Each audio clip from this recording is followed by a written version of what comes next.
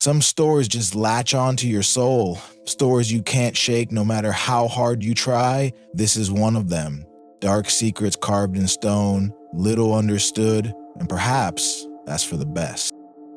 High above ancient cathedrals they lurk, grotesque, twisted figures silently watching. We call them gargoyles, but have you ever truly wondered why their features look more like demons than angels?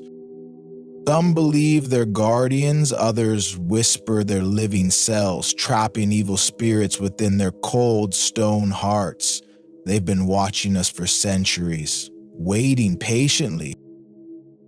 But what happens when, according to legend, these guardians awaken? They don't offer protection, they come to hunt. Tonight, we'll delve into one of the darkest legends of the 14th century, a cautionary tale whispered through the narrow alleys of Rouen, France. The story of a man who mocked the gargoyles and faced a terrible fate. Oh God, it was beyond terrifying.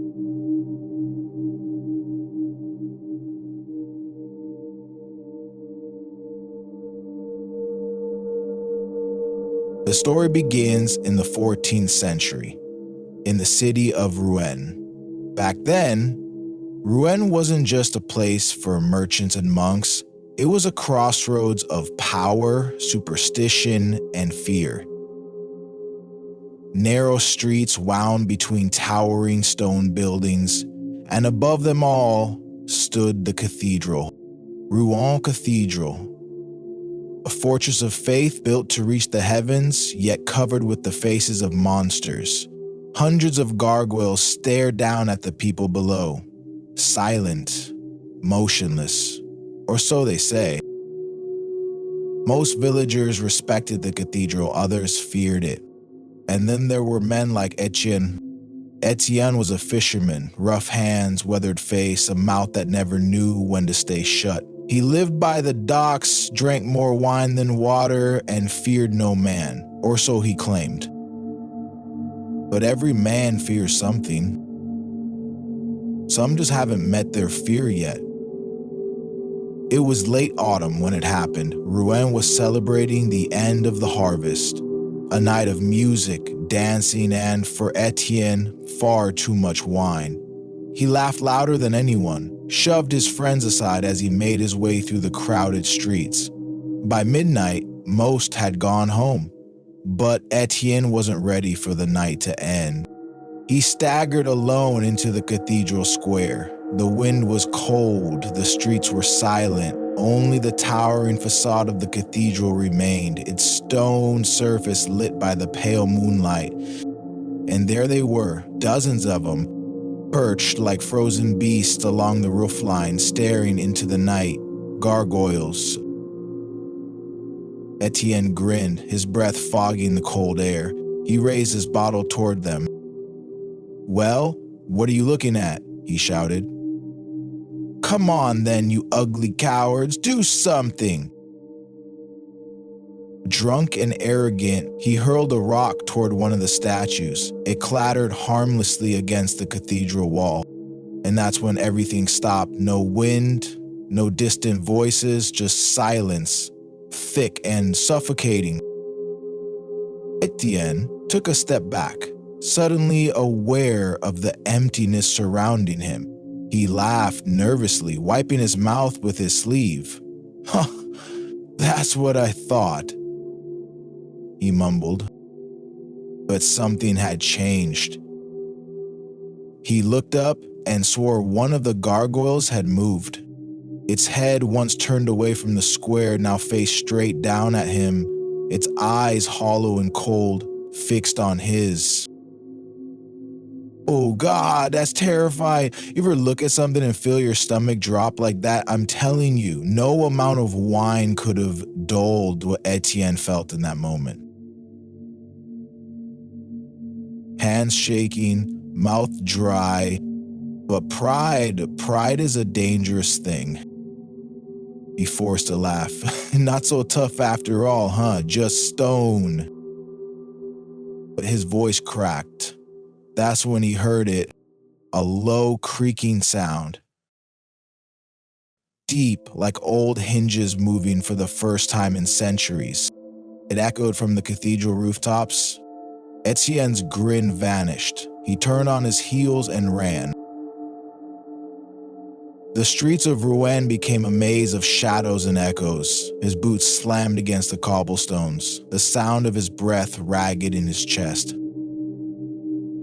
But behind him, something followed, wings, heavy wings, stretching wide above the cathedral. Not a bird. No bird has wings like that.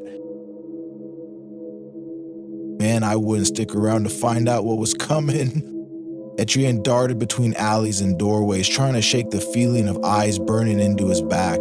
But no matter how fast he ran, the darkness seemed to follow. Like it knew every corner, every dead end of that medieval city. And through it all, the night remained dead silent. No guards, no bells, no dogs barking in the distance.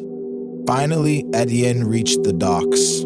His home wasn't much, just a one-room shack near the riverbank, but it was shelter. And in that moment, it was the only place that felt safe. He slammed the door shut, bolting it tight, dropped to his knees beside the bed, gripping his chest as if trying to steady his heartbeat. But the silence inside was worse. He listened, waited, hoping the nightmare ended at his doorstep. And for a while, it did. Nothing happened. No knocking, no scratching at the walls, just the cold wind outside and the distant ripple of water against the docks. Maybe, just maybe, it was the wine. Maybe his mind was playing tricks on him. Or maybe the gargoyle didn't care enough to chase a drunk fisherman into the night. But as the hours passed, a strange thought crept into his mind. Because the real terror began when Etienne realized his nightmare wasn't outside anymore, it was above him.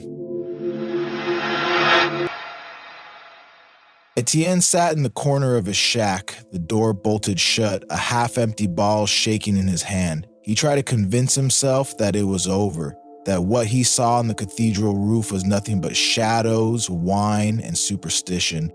But there's something about silence. When it lasts too long, it stops being peaceful, it becomes unbearable. The night outside stretched on, cold and still. No footsteps on the docks, no voices calling across the water, not even the usual creak of boats rocking against the piers. And that's when he heard it, a thud, dull, heavy, right above him. It wasn't the wind, no way. This was too precise. His mind racing through the possibilities. A falling branch? Impossible. No trees near the dock. An animal?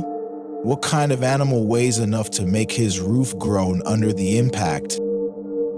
Oh God, imagine sitting there in a tiny wooden shack, knowing something's right above you, and you're all alone. He tried to breathe, slow, steady, but his chest felt tight. Then came the scraping, slow dragging, like claws, or maybe something harder, stone against wood. Etienne reached for his fireplace poker, the only weapon within reach. His hands trembled, not from cold, not from the wine, but from something far worse, fear. He stared up at the low ceiling, following the sound as it moved across the roof. Step by step, what was it, circling him? Was it toying with him? Man, if that were me, I'd have run, but where do you run when the only thing outside is freezing water and miles of darkness? He thought about opening the door and bolting toward town, but what if it was waiting for him out there? Maybe staying inside was safer, maybe not. Another thud, this time closer, right above where he sat. Etienne backed toward the far wall, poker in hand, staring at the ceiling like he could will it to hold. And then something incredible happened. The scratching stopped. For several agonizing minutes, there was nothing but the sound of Etienne's own heartbeat pounding in his ears. He almost convinced himself it was gone. Almost. Then came the breathing. Oh man, heavy, slow, like air being pulled through stone. Lungs. Possible, right? Statues don't breathe. And yet, something was breathing on his roof. Something ancient and cold.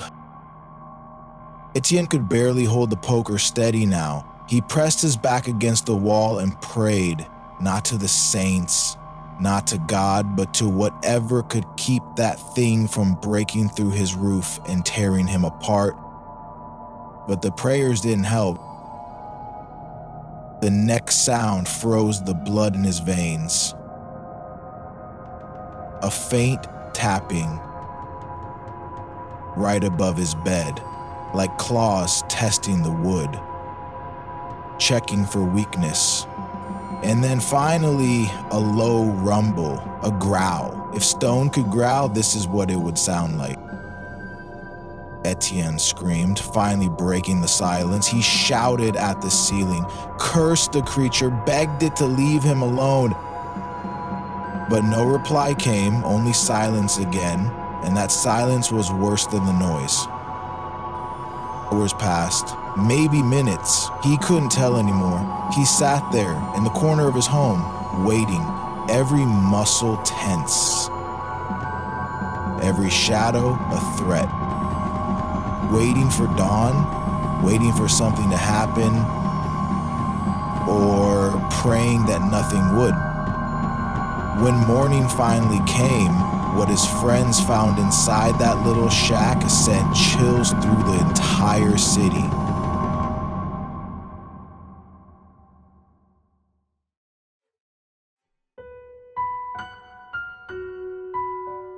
Morning came slowly over Rouen, pale light creeping across the streets, casting long shadows against the cathedral walls.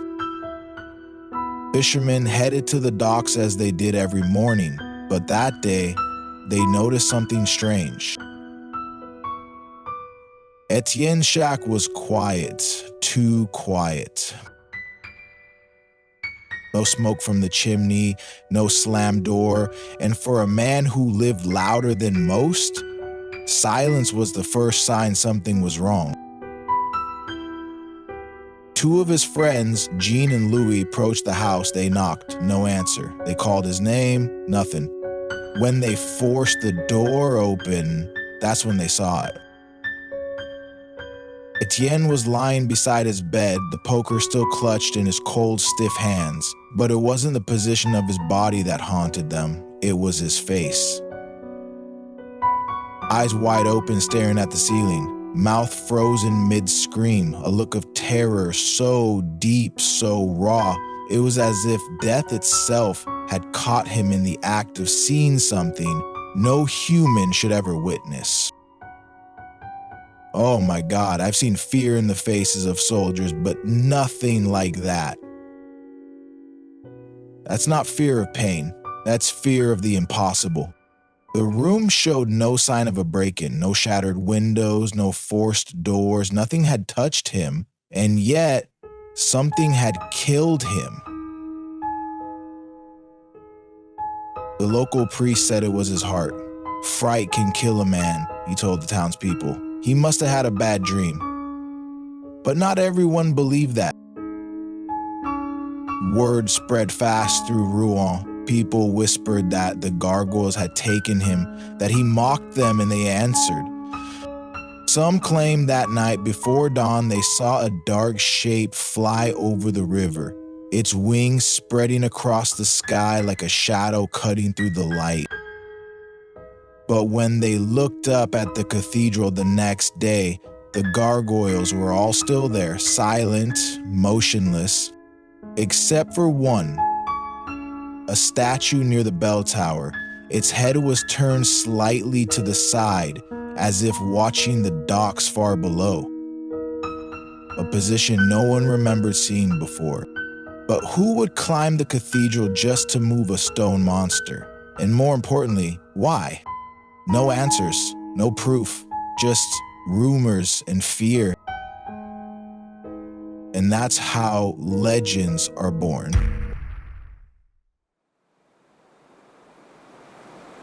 So now I'll leave it with you. What do you think these creatures are? Stone guardians, protecting the innocent, or ancient predators waiting for the right moment to strike? Have you ever seen something that shouldn't have moved but did? If you've got a story like that, share it with us at GHORDAN.com. Maybe next time, it'll be your nightmare we investigate. And if this tale made you think twice about looking up at cathedral rooftops, hit the like button and subscribe. This helps us to continue. See you next time.